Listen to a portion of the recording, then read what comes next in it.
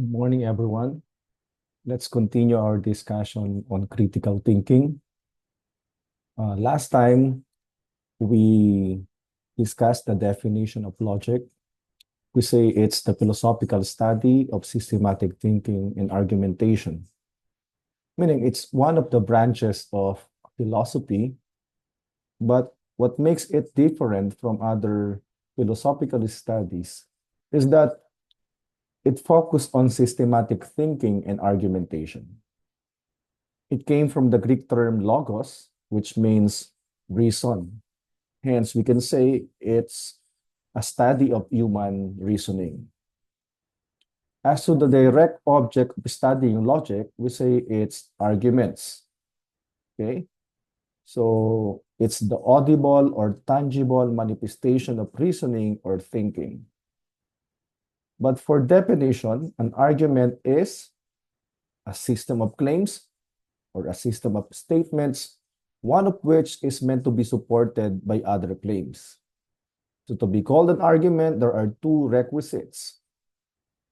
It must be a system of claims, meaning it must be composed of two or more claims. Later we'll call it premise or premises and conclusions. It must be a system of claims. The other requisite is one of the claims, okay, in the system of claims, one of the claims must be meant to be supported by other claims. There must be a conclusion, which is sometimes you call it, that's the argument itself. So to be called an argument, the two requisites must be present. For example, during the rainy season, Metro Manila becomes a little colder. The days become shorter and the nights longer. People will start to worry about the floods and heavier traffic. Do you think this is an argument? To determine whether this is an argument, you need to use the requisites. Number one, is this a system of claims? Certainly yes, because it has three claims. It is a system of claims. But the other requisite is one of the claims must be meant to be supported by other claims. There must be a conclusion. And in this example, there is no conclusion. There is no claim being supported by other claims because this example is just stating some facts. They are just claims, but we cannot call it an argument. How about this one? Every Filipino is entitled to have the minimum means to meet his basic needs. Yet, presently, thousands, if not millions of Filipinos could not meet their basic needs. Justice demands that the government should do something on our system. Is it an argument? What's the first requisite? The first requisite is it must be a system of claims. So narito yung first requisite. It is a system of claims because it has three claims. But the next requisite, is there a claim meant to be supported by other claims? The answer is yes.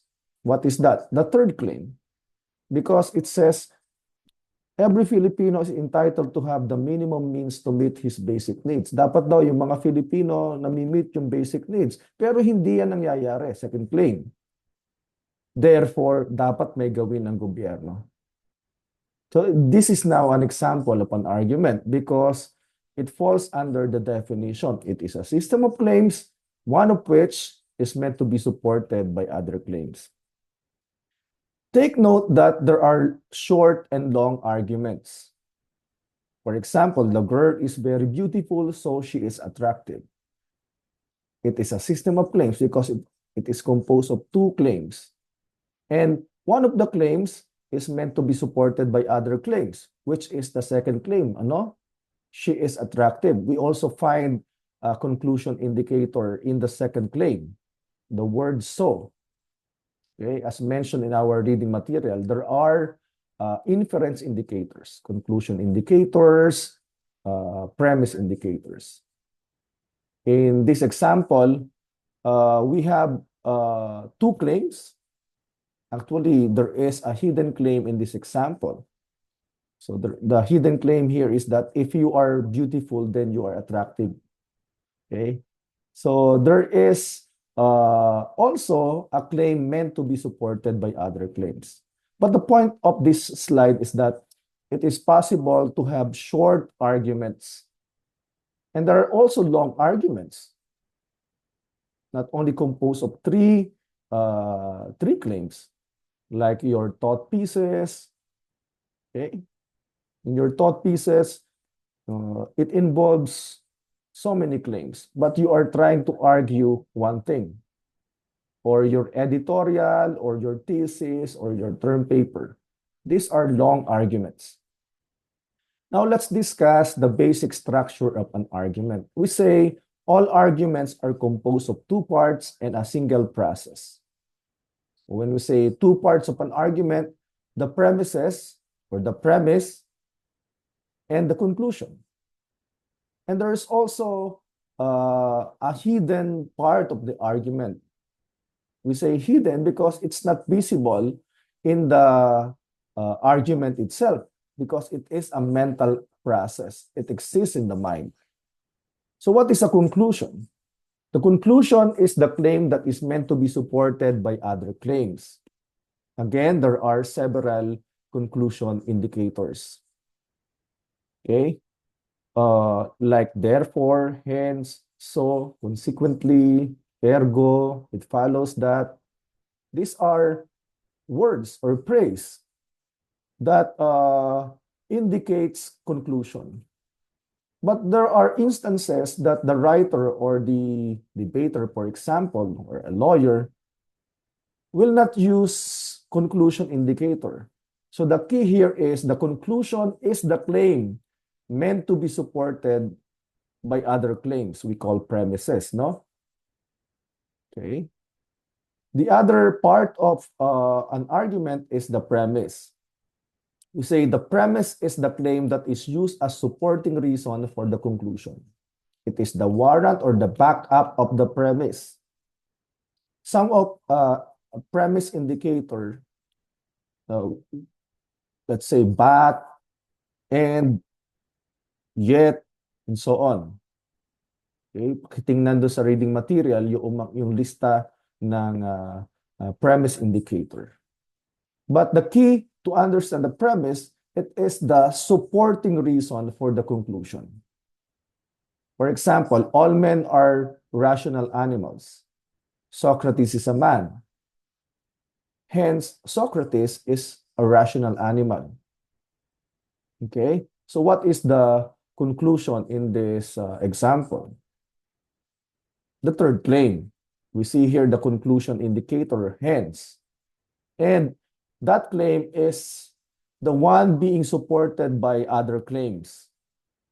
And then the first two claims, we call them premises. The function of the premises is to support. Okay? It is the supporting reason for the conclusion. If all men are rational animals and Socrates is a man, it follows that Socrates is a rational animal. Another example, an appeal must be filed within 15 days from receipt of notice of adverse judgment. However, Manuel filed his appeal 16 days after he received the notice. Consequently, his appeal is not filed within the reglementary period.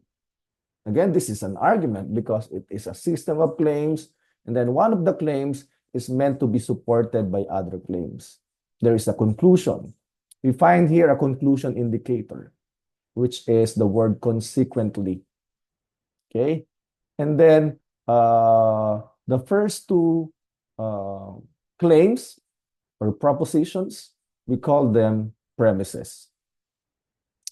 Another example, no history of philosophy in the Philippines has yet been written. Yet, such a history would be very helpful for a study of Philippine culture and for understanding Filipino leaders. So we should start now to trace the record of philosophical thought in this country. This is also an argument. Although we cannot see here the conclusion indicator, we can see that the third claim is the claim or the proposition being supported by the first two propositions or the first two claims. So it's the conclusion, and then the first two propositions, we call them premises. How about this one? Walang kwenta yang si Bebang, puro lamang yan salita. Is this an argument? The answer is yes. Okay, the first requisite is here. It is a system of claims. It involves two propositions. Okay. Is there a conclusion in this example? The answer is yes. The first claim, walang kwenta yang si Bebang, is the one being supported by the other claim, puro lamang yan salita. There is a hidden claim saying that kapag puro ka lamang salita, wala kang kwenta. Puro lamang yung salita yan, si Bebang. So, wala yang kwenta. So, this is an argument. The conclusion is the first claim. The premise is the second claim.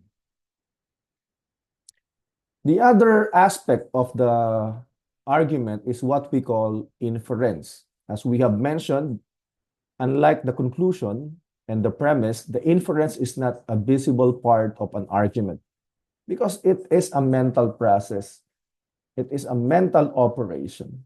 But how can you prove that really there is an inference, that there's a need for inference to arrive in a certain conclusion? So let's use the metaphor of machine. For example, if you want, let's say you want an avocado shake. So the raw materials like avocado, ice, sugar, ano pa, milk, okay? These are the premises. And then you put your raw materials to the machine, blender, for example. So that's para siyang inference. And then the byproduct is what we call the conclusion, the avocado shake. You can liken it into that process. But how can you prove that there is inference? Okay. Let's illustrate it using these examples. San Juan is the half-brother of De Jesus. And De Jesus has a grandson named Reyes. Who among the three persons is female? So we use a table because the problem speaks about this informations. First premise, San Juan is the half-brother of De Jesus. There is an inference indicator in that premise, the word half-brother, which says that San Juan is half-brother. If San Juan is half-brother, what does it say? What can we infer from that premise? That San Juan is male. Okay? If San Juan is male, we cross out the possibility that he is also female. Second premise, De Jesus has a grandson named Reyes. So there is also an indicator, inference indicator in this premise, the word grandson. Reyes is male because he is a grandson. He's not female. And the question presupposes that at least one of the three persons is female. So if San Juan and Reyes are not female, okay, it follows that De Jesus is female. Okay, so using your inference, using your mind, okay, you arrive in your conclusion that among the three persons, De Jesus is female. So you conclude, therefore, Jesus is uh, the female among the three persons. In that example, we were able to show or to prove that uh, inference is necessary for us to arrive in a conclusion. Another example, four individuals are named Lyle, Marius, Noel, and Oliver, who are hotelier, journalist, fashion designer, and specialty shopkeeper, though not necessarily in that order. Lyle and Oliver are regular customers of specialty shop. Noel has never been to the hotel. The fashion designer who himself would not wear his own designs created Marius and Noel's wardrobe. The journalist who last month featured Marius and Noel's impressive business establishments is planning to interview Lyle for the following week's issue. Who is the hotelier, the journalist, the fashion designer, and the specialty shopkeeper?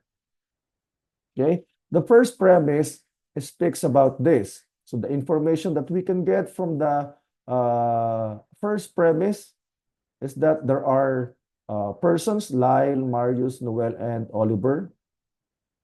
Okay, one of them is a hotelier, journalist, fashion designer, and specialty shopkeeper. Let's go to the second premise. Lyle and Oliver, um, Lyle and Oliver are regular customer of specialty shop. What can we infer from that premise? That Lyle and Oliver are not specialty shopkeepers because they are regular customers. Second premise, Noel has never been to the hotel. What can we infer from that premise? That Noel is not a hotelier. If you are a hotelier, it follows na nakarating ka na sa hotel. Correct? Next, premise, the fashion designer who himself would not wear his own designs created Marius and Noel's wardrobe. What can we infer from that premise? That Marius and Noel are not fashion designer. Okay, we cross them out. There's a fashion designer. The next premise, the journalist who last month featured Marius and Noel's impressive business establishments is planning to interview Lyle for the following week's issue. So what can we get from that premise? That Marius, Noel, and Lyle are not journalists. Can you still follow? So those are the things that we can get from the given. Okay? Since Lyle, Marius, and Noel are not journalists and the question presupposes that at least one of them is journalist, it follows that Oliver is the journalist. Cross out na natin to. Okay? Since Marius, Noel, and Oliver are not fashion designer, and again, the question presupposes that one of them is a fashion designer, it follows that Lyle is the fashion designer. If Lyle, Noel, and Oliver are not hotelier, and the question has presupposition, it follows that Marius is the hotelier. Okay? If Lyle, Marius, and Oliver are not specialty shopkeeper, and we say the presupposition, it follows that Noel is the specialty shopkeeper. So you see now the answer from inferring from the premises, you may now go to the conclusion. Okay, so we see now that really inference is an aspect of an argument, because you cannot arrive into a conclusion if you don't use inference. Another example. Nasagot na ba natin to? Okay. So Reyes, Cruz, San Pedro, and De Vera are senior students of University of Santo Tomas taking up information science, law, philosophy, and accountancy, though not necessarily in that order. Reyes Cruz are grandsons of the senior accounting professor. Rivera is married to a junior economic student from a nearby exclusive girls' school. The philosophy student has no relatives in UST. The accountancy student is still single. The only accounting professor that Cruz knows is his grandfather. Only the law student is female. What is the course taken up by each student? The first uh, premise has this information, that there are students, senior students actually, Reyes, Cruz, San Pedro, and Rivera. And one of them is taking up information science, one is taking up law, then one is a philosophy student, and the other one is accountancy student. We get that from the first premise, correct? Now let's go to the second premise. Reyes and Cruz are grandsons of the senior accounting professor. From the two premises, we cannot infer something yet relevant to the question. So we go to the third premise. Rivera is married to a junior economics student from a nearby exclusive girls' school.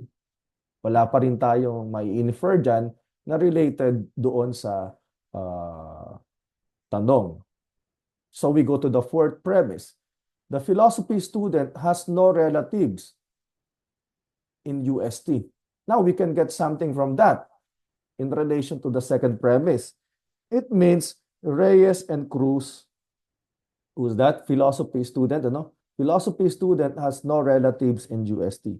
It means that Reyes and Cruz are not philosophy students because they are grandsons, They are grandsons of senior accounting professor in UST. Okay? Now, next, the accountancy student is still single. It is related to the third premise. Since Rivera is already married and the accountancy student is still single, we can infer that Rivera is not the accountancy student. Next premise, the only accounting professor that Cruz knows is his grandfather. Since they are senior students already, it cannot be the case that Cruz is the accountancy student. We crossed out Cruz for accountancy student because if you are a senior accountancy student, hindi naman siguro isa lang kilala mo na na-encounter mo na accountancy professor. Okay? Next, only the law student is female. So there are several indicators from the previous premises that we can get. Okay? So grandsons, since Reyes and Cruz are grandsons and law student is female, so it follows that Reyes and Cruz are not law students. Rivera is married to a girl, So he is male also. We cross out Rivera. So ito na yung mga given. These are the given from the premises. Now, since Reyes, Cruz, and Rivera are not law students, and the question presupposes that at least one of them is law student, it follows that San Pedro is the law student, correct? All right. Cross out na natin dito. Okay. Since Cruz, San Pedro, and Rivera are not accountancy student, and we have that presupposition, so si Reyes yung accountancy student. Okay? So, since the philo student is not Reyes, Cruz, and San Pedro, si ano yan? Si Rivera. Okay? And then, Cruz is the information science student. You can see now from the examples that inference is an important aspect, component of an argument, Of an argument. Now let's go to propositions. Let's go to propositions. By definition, a proposition is a judgment expressed in sentence. Ano? It is a judgment expressed in sentence. You can also define proposition as a sentence pronouncing agreement or disagreement between terms. For example, the ball is white. Is this a proposition? Yes. It is a judgment expressed in sentence. This sentence is expressing judgment about the ball. It says that the ball is white. So it falls under the definition.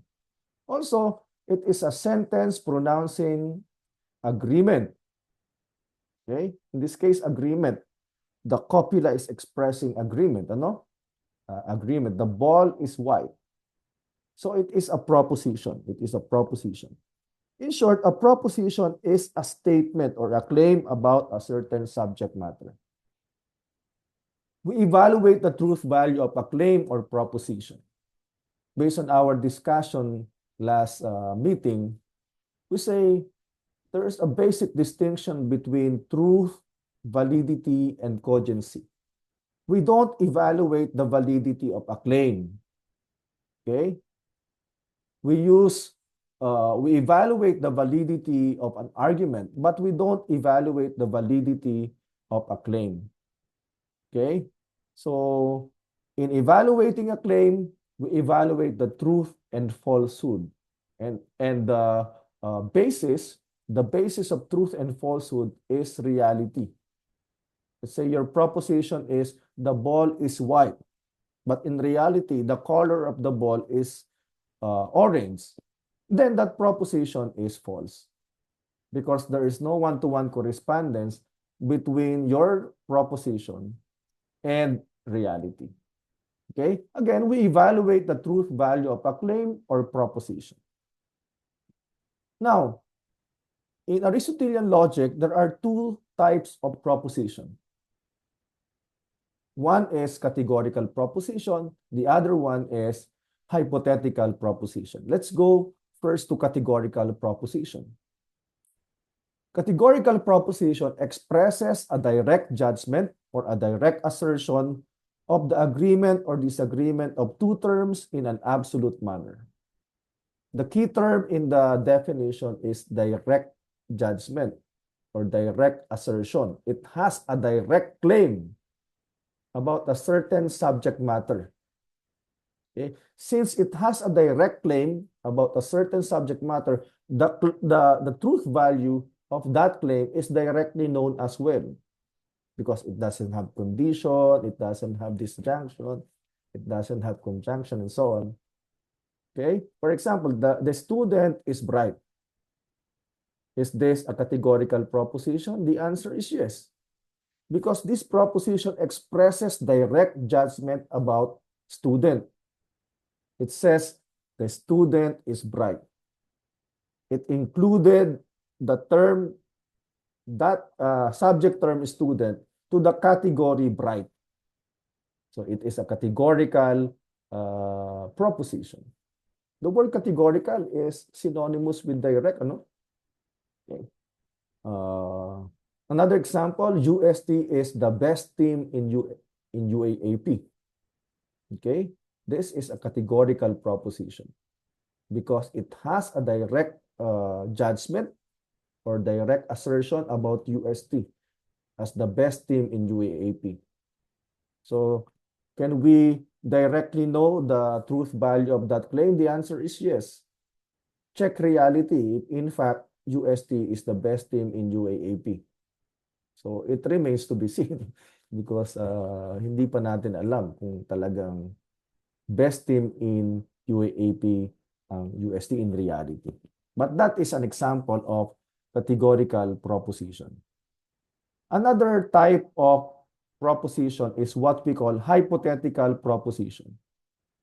It expresses a relation between two judgments in which the truth of one depends on the other. That's the difference of hypothetical proposition with categorical, it involves two judgments. And it also expresses relation, conditional relation, disjunctive relation, conjunctive relation. Example, if it rains, then the ground will be wet. This example has two judgments, correct? It rains, the ground is wet, or the ground will be wet. And it is connected by conditional relation. If it rains, then the ground will be wet. One of the conditions of the possibility for the ground to be wet is raining, if it rains. Okay, so this is an example of hypothetical proposition. Later, we'll call it conditional proposition. Another example, either you are in Manila or in USA. How many judgments are present in this proposition? The answer is two. Okay, there are two. You are in Manila, you are in USA. We have two statements. And it is connected by disjunctive relation. Either you are in Manila or in UST. So it falls under hypothetical proposition. Later we'll call it disjunctive proposition. As I have mentioned, there are three types of hypothetical propositions. Conditional proposition, the indicator there is if then. Disjunctive proposition, the indicator is either or. Okay, conjunctive, the indicator is and. We'll go to that next session, next meeting. Let's go first to categorical proposition. Categorical proposition. You have to note that all categorical propositions have these elements, have these four elements. What are they? Subject, predicate, copula, and quantifier. Okay, let's define first. Subject is the one being affirmed or denied in the proposition, while predicate is the idea that affirms or denies the subject. The copula is the mental act which pronounces agreement or disagreement between the subject term and the predicate term. Quantifier is the number of extension of the proposition. For example, some men are generous. Okay. Is this a categorical proposition? Yes. It has a direct judgment about some men. So it has a direct claim about some men. What are the elements of this categorical proposition? We have the subject term. The subject term here is the term men, because it is the one being discussed. It is the one being affirmed in this proposition. The predicate term is the term generous, okay, because it is the idea that affirms the subject men. While the copula is the term are. It expresses agreement, because a copula is a mental act that pronounces agreement or disagreement between the subject term and the predicate term. In this example, it expresses agreement, okay, because the copula is affirmative. And then the other element is what we call quantifier. Quantifier. Let's give another example.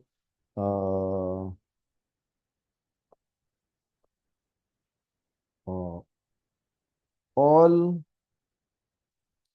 Filipinos are Asian. Okay. All Filipinos are Asian. It is a categorical proposition. The subject term is the term Filipinos. The predicate term is the term Asian. This is the copula, and the quantifier here is all. Okay. Let's give another example.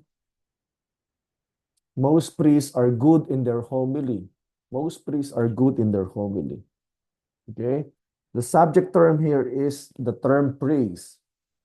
And then the predicate term is the term good in their homily, because that is one idea, ano? Good in their homily.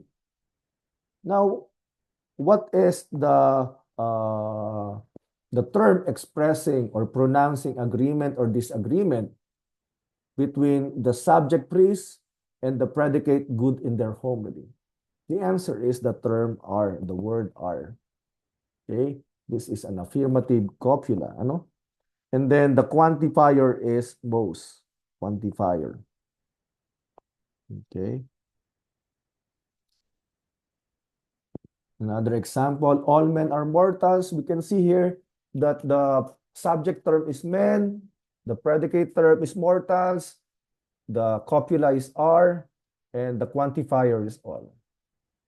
Another example, some existentialists are atheists.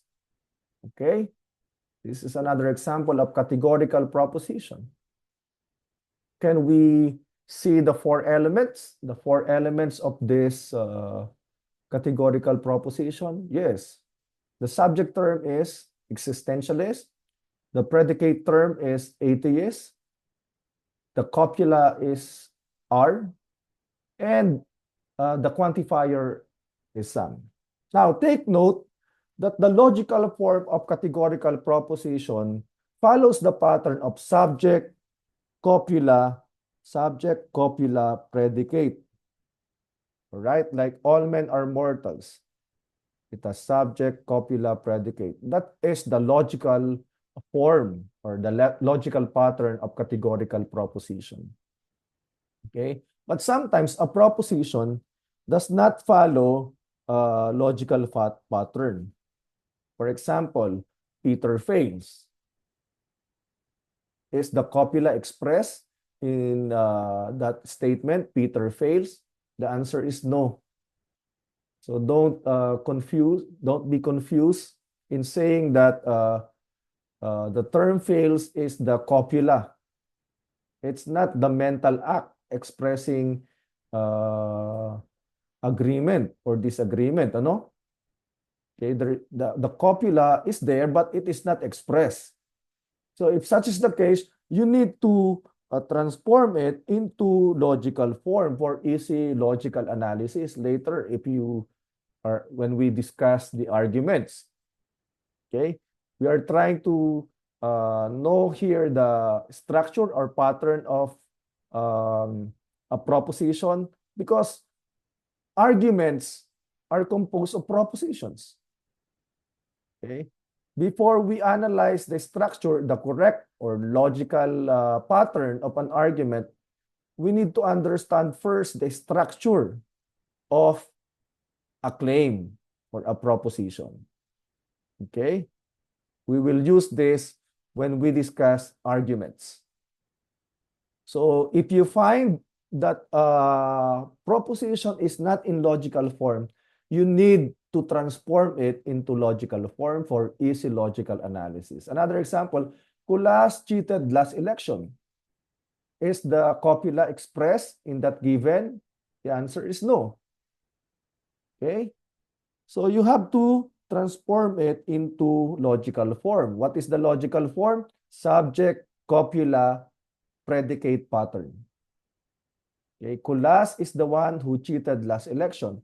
Kulas is the subject, the copula is the term is, and the predicate is the one who cheated last election. Another example, Ginebra won last night. The copula is not expressed. Okay? Kasi ordinarily, we speak that way. Hindi naman laging merong is sa ating mga statements. Hindi naman laging naka-express ang copula. Okay? So, Ginebra won last night. You transform it into logical form by saying Ginebra is the winner of the game last night. Now, it is now in subject, copula, predicate pattern. Another example, bats fly. Okay? Bats fly. The copula is not expressed. So it is not in logical form. Subject, predicate, copula. Subject, copula, predicate. So you need to translate it into logical form. So this is a very important slide, ano? You remember this, especially when we discuss arguments, yung rules of inference in, for example, categorical syllogism or hypothetical syllogism. Now, next, we say that there are absolute properties of categorical proposition. All categorical propositions have these properties. Meron sila nito. What are they? Quantity and quality. Quality and quantity. When we say quality of proposition, it pertains to the copula. Is the copula affirming or denying? Okay? Is it affirmative or negative? It's either affirmative or negative. Remember, it pertains to the expression of the copula. We call that quality. Quality. But you need to remember this because later we are going to use this. An affirmative proposition also has the sense of inclusion. Okay? Remember this. Okay? Inclusion. While the negative categorical proposition has the sense of exclusion. Exclusion. You need to remember that. Later, we are going to use that concept.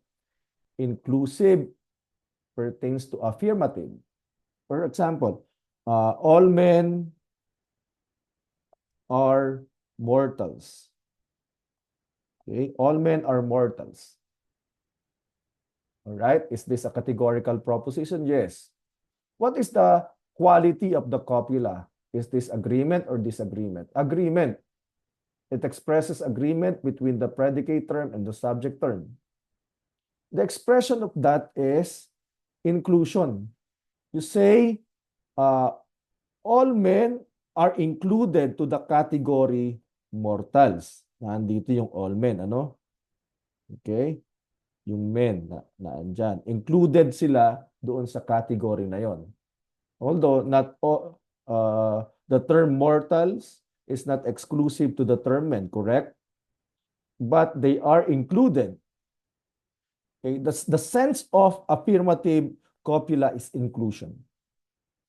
While the sense of negative copula is exclusion. All right? If you say, what's our example? Let's say, some men are not diligent. Correct? Some men are not diligent. What is the sense of the copula here? What is the quality of the proposition? The answer is negative. Okay, the sense of the copula is denying, ano? It excluded, ano? It excluded the copula, the sense of the copula, the expression of the copula is exclusion. It excluded some men to the category diligent. Let's say this is diligent.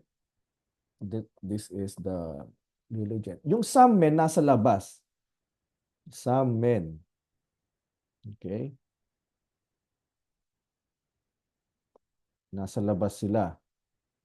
Let's say, kasi ang sense niyan, ganyan. Some men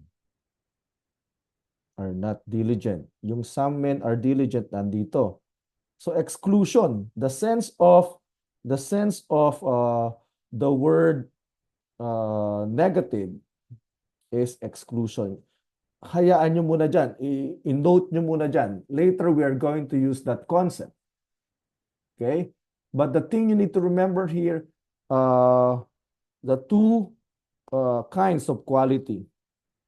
When it comes to the first property of categorical proposition, which is quality, it's either affirmative or negative. Okay. Next property is what we call quantity of the proposition.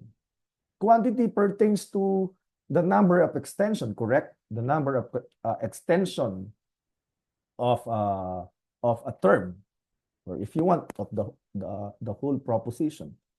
Because extension, quantity also pertains to terms. Now, when you say quantity, there are universal quantity, particular quantity, singular quantity, and collective quantity. It's a universal proposition. All men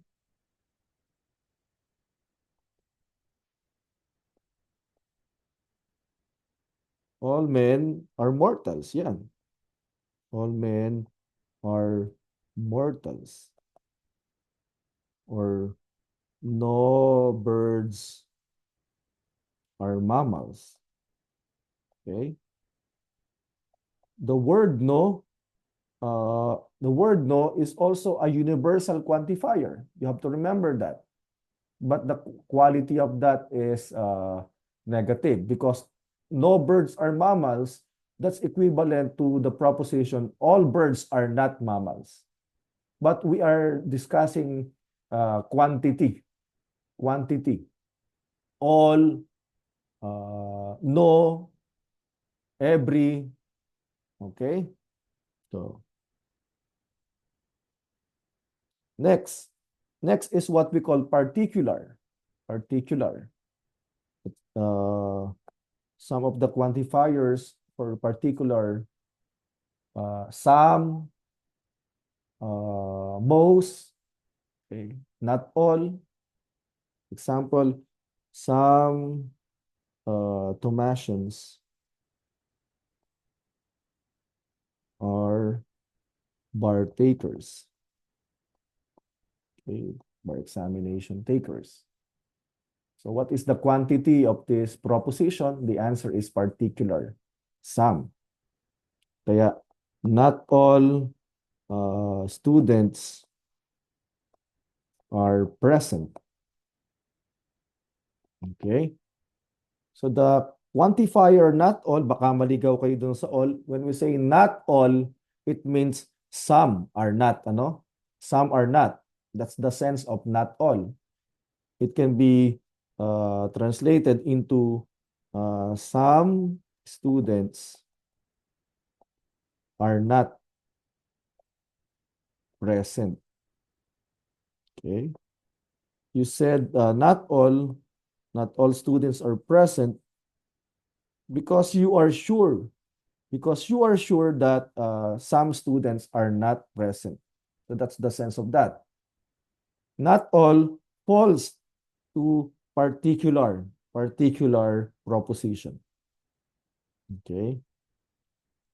Singular. When you say singular proposition, the number of extension is only one. Socrates is mortal. That proposition is singular. Okay. The ball is white. Okay. The ball is white. It is a singular proposition because your proposition speaks about one ball. Collective proposition. The school of fish is beautiful. Okay. The class of 1 is excellent. So that is a collective proposition. Now you need to remember this. Okay. I put a note here that singular and collective propositions are taken as universal proposition. Distributive. Kasi ang sense ng universal is distributive or distributive. Okay? While particular is undistributive. Okay? Say universal, for example, all men are mortals. Okay? All men. It pertains the term mortal is distributively applicable, applicable distributively to all men. For example, all men are mortals. Yung yung term na mortals apply distributively doon sa term men. So the sense of universal is distributive. While particular is undistributive. Kasi pagka sinabi mong some men are beautiful. Okay, some men are beautiful. This is the term beautiful, then some men. Dito yan. Some men are beautiful. The term beautiful is only applied to some men, not distributively to all men. That's why we say particular proposition is undistributive. Ito bang singular, distributive? Yes. When say Socrates is mortal, the term mortal is applied distributively to Socrates. Isa lang naman yun eh. Okay? So you should take singular proposition also as distributive. Collective. Is this distributive also? Yes. Okay? 1 philo 1, the class of 1 philo 1 is excellent. Okay? Let's say that's true. So yung term na excellent apply distributively to all members of that class. Can you still follow? So it is also distributive. That's why they are taken also as universal. But at the back of your mind, that is, they are singular, they are collective. But they are also distributive. Later, that will matter when we use symbolic logic, when we identify the kinds of proposition in, is that an A proposition, I proposition, okay? O proposition or E proposition. Let's go to that discussion. Now, combining the two properties, there are only four types, ano? Four types of categorical proposition. A proposition, E proposition, I proposition, and O proposition. An A proposition is a universal affirmative proposition, meaning the quantity is universal, the quality is affirmative.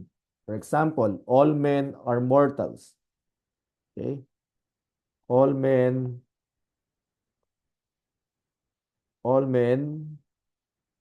are mortals. What is the quantity of this proposition? Universal. You have the universal quantifier all. What's the quality? What's the copula? What's the quality of the copula? Okay, affirmative. So that is an A proposition, universal affirmative. Universal negative proposition, we call that an E proposition. E proposition. What is an example of universal negative proposition? All students are not present. Okay? You have a universal quantity and negative quality. The quantifier is universal, the copula is negative. Okay, that is what we call E proposition. Okay. Next, I proposition. An I proposition is particular affirmative proposition, meaning the quantity is particular, the quality is affirmative. Example, some students are present. Okay, some students are present. The quantifier is some, the copula is are. So it's particular affirmative proposition. We call it I proposition. Next is particular negative proposition, which we call O proposition. Example, not all students are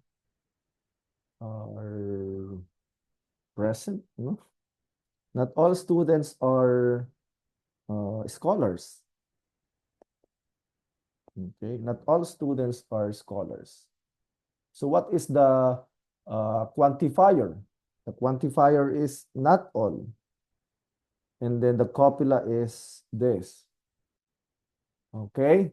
So when we say not all, the sense of that is some are not.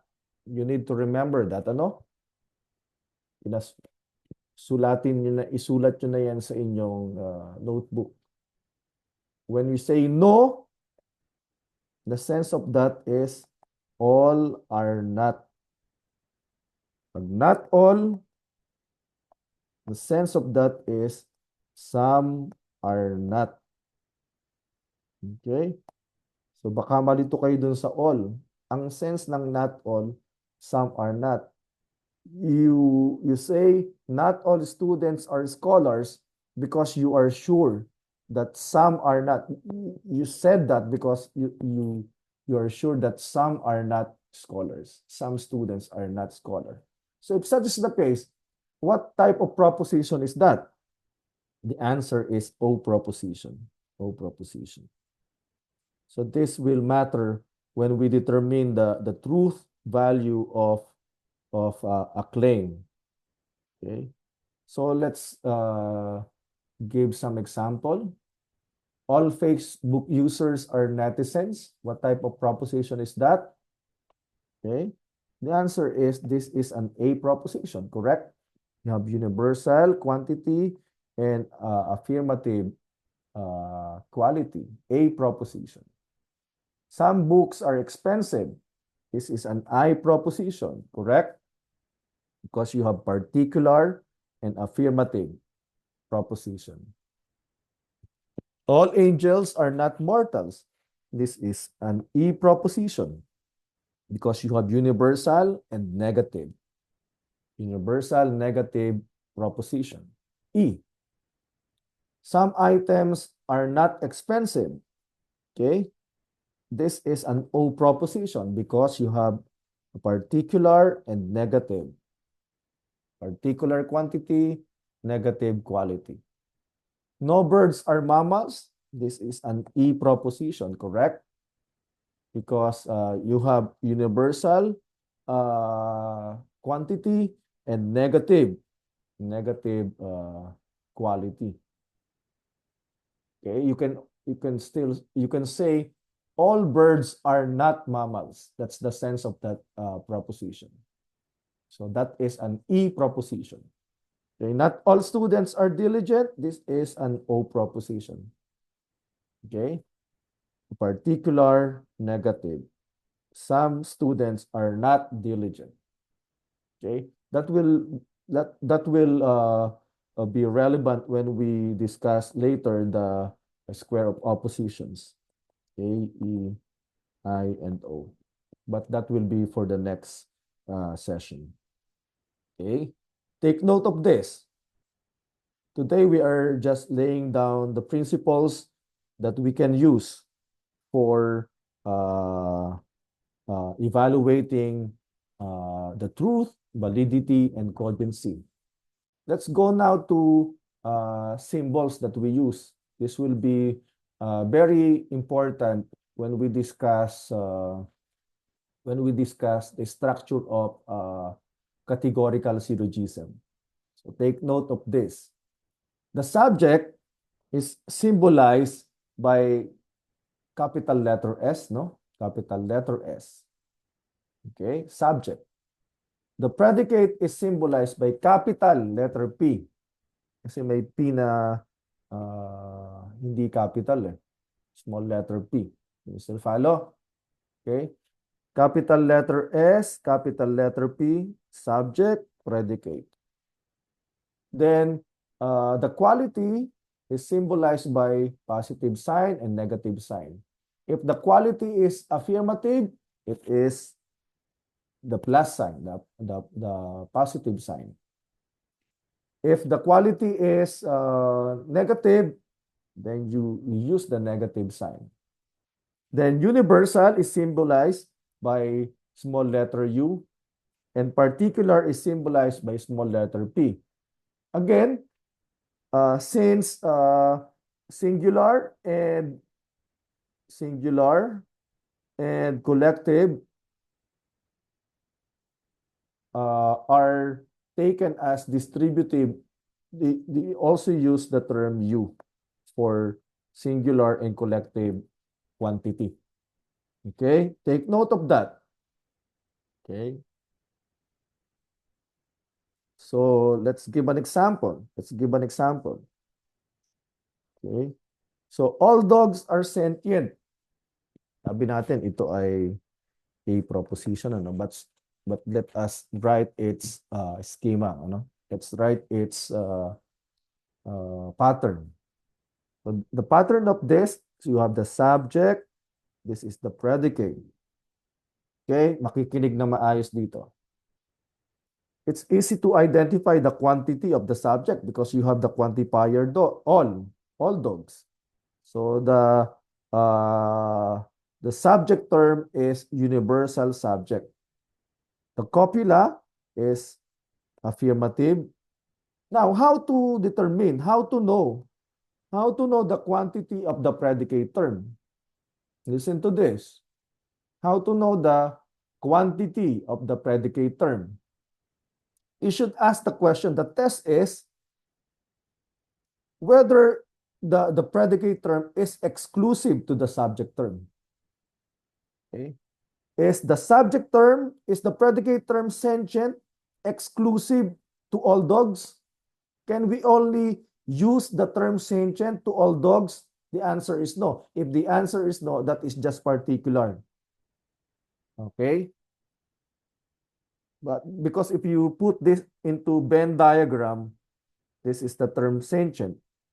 Okay, sabi mo all dogs, okay, ito yung mga sentient. All dogs are sentient. Meaning the term sentient is applied distributively to all dogs. But is the term sentient exclusive to all dogs? The answer is no.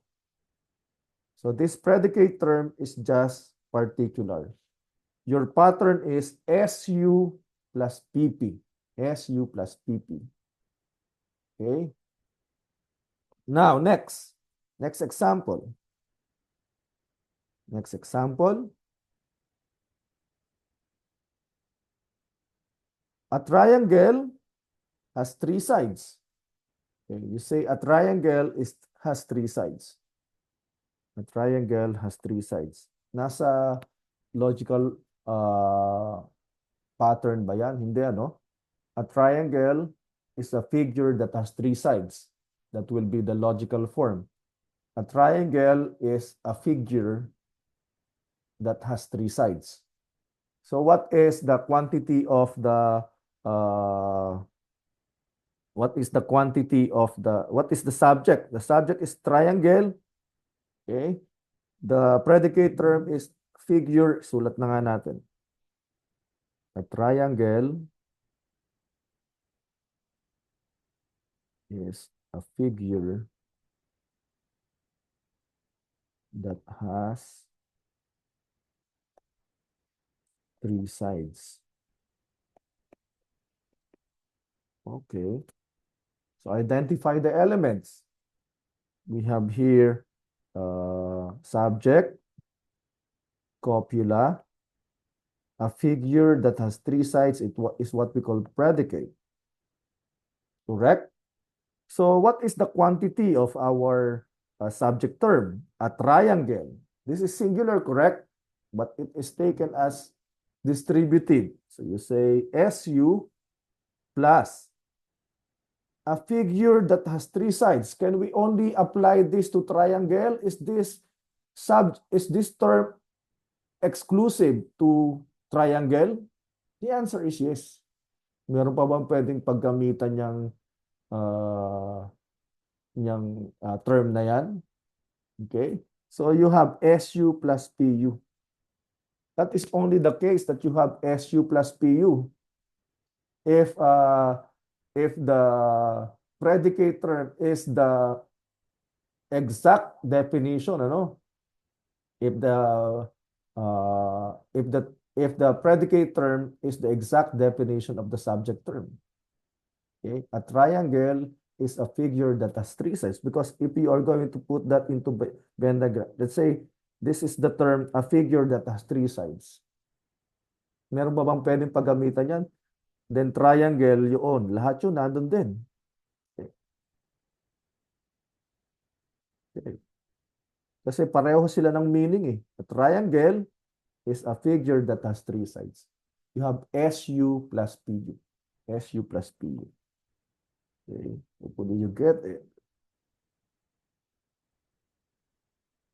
Okay. Another example. Some students are not scholars. Okay, listen to this. Okay. Some students are not scholars. What is our subject term? The subject term is the term students. The predicate term is the term scholars. Don't include this because this is the copula. Don't include the term are not. Don't include the term not. The predicate term is the term scholars. And then this is our quantifier. All right? Sabi natin O proposition to, di ba? But let's determine the pattern or the schema. So the subject is particular because some students. Negative ang ang quality, SP minus. Now take note of this. Okay? If you have a negative copula, remember this, this is the clue. If you have a negative copula, it always takes universal predicate. The predicate term is always universal. Because when you say this term is scholars, all of these are excluded. Okay? All this, the subject term, yung term some students, they are all excluded. They are all excluded from the term scholar. Okay? Like say, this is what we call scholars. Scholars. Itong some students na yan, nasa labas. Some students. Pwede yung iba nandito, no? But itong some students, all of them are excluded from the term scholar. So every time you have a negative copula, okay? Remember that. Kasi rule na yan eh. Every time you have a negative copula, your predicate term is always universal.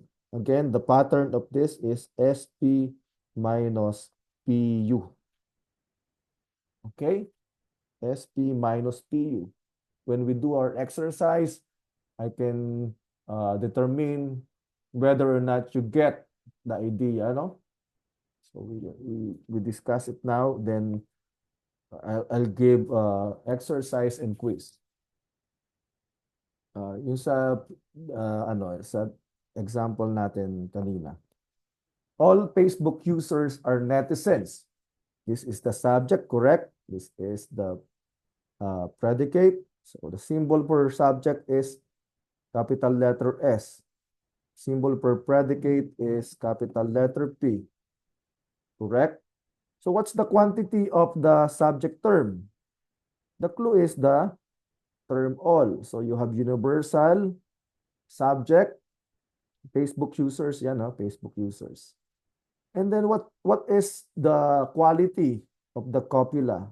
Affirmative. Now, what is the quantity of the predicate term? You ask the question, is this term netizen exclusive to all Facebook users? The answer is no. So hindi lang naman Facebook users ang netizens, TikTok users, Twitter users, okay? Netizens, those who use internet. So your predicate term is particular, meaning your schema is SU plus PP. So ang schema mo dito SU plus PP. Okay? May exercise tayo dito, may quiz tayo dito. Another one. Some books are expensive. Okay? Books. The subject is book. The predicate is expensive. The term expensive. Then affirmative ang copula. So you have SP plus PP rin yan. Is the term expensive exclusive to some books? The answer is no. Okay, yung tuition fee nyo, expensive din yun. Yung mga iPhone, expensive din yan. Pag-aaral sa USD, expensive yan. Okay, so it's not exclusive. The term expensive is not exclusive to the subject term. So you have this pattern, SP plus PP. Particular subject takes particular predicate in this example, or affirmed by particular premise, particular, predicate. Okay? Okay. Next, all angels are not mortals.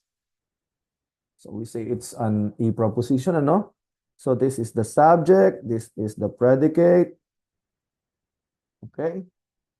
So the subject is universal, all angels.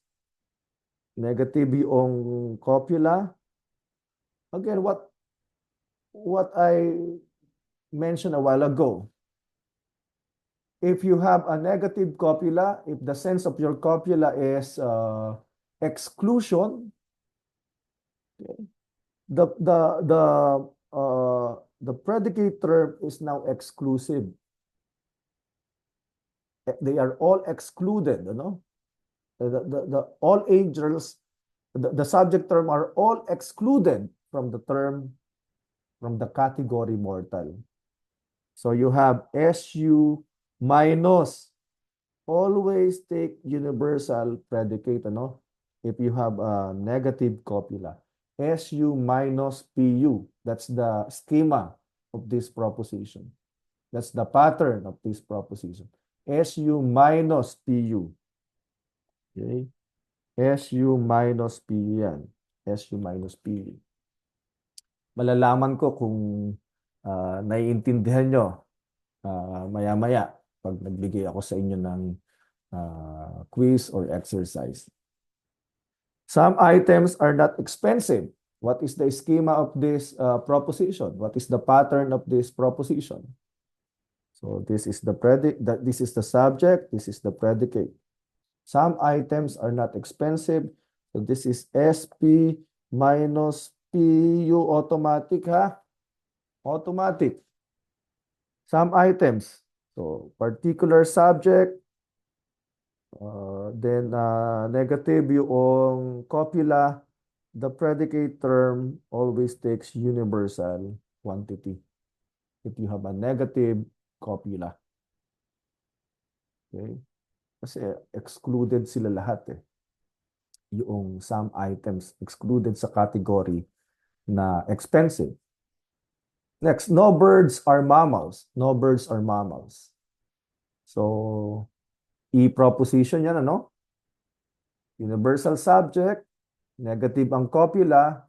So, kapag negative ang copula, universal to all birds, di ba? Universal subject.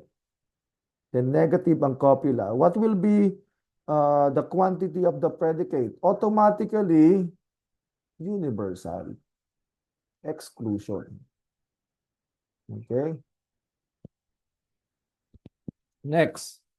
Not all students are diligent. Not all students are diligent. So, baka sabihin nyo, all. But the sense of not all students is some are not. So, particular subject. Negative yung copula kasi Some students are not diligent. Negative. Then yung predicate term, laging universal, ano? Universal. Okay? Nakuha ba? Burahin natin. Naintindihan na?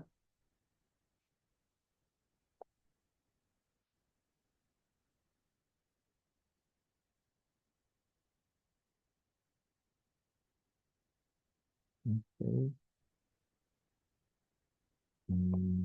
This one is SU plus PP. Then some books are expensive. SP plus PP. All angels are not mortals. SU minus PU lagi pag minus. Some items are not expensive. SP minus PU. Then all birds are not mammals. SU minus PU. Not all students are diligent. SP minus PU. Okay. So hanggang doon muna. Bibigay ako sa inyo ng exercise. Thank you very much.